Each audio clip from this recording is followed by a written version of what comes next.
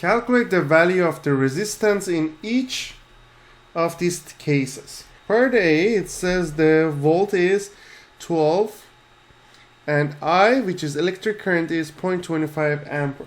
The formula we have for R equals to V divided by I. That's based on Ohm's law. The unit for R is Ohm. The unit for V, the potential difference, is volt. And I, electric current, is ampere. So R will be equal to 12 divided by 0.25. That is going to make it 48 ohm. Part B, we use the same formula, V divided by I, 1.5 divided by, here we are dealing with 30 milliamp. So in order to convert it to amp, we need to divide it by 1000. So 30 divided by 1000 is going to be 0.03.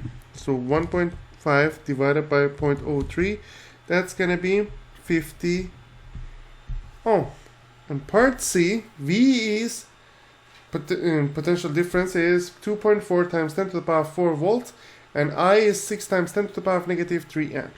So R will be 2.4 times 10 to the power 4 divided by 6.0 10 to the power of 3.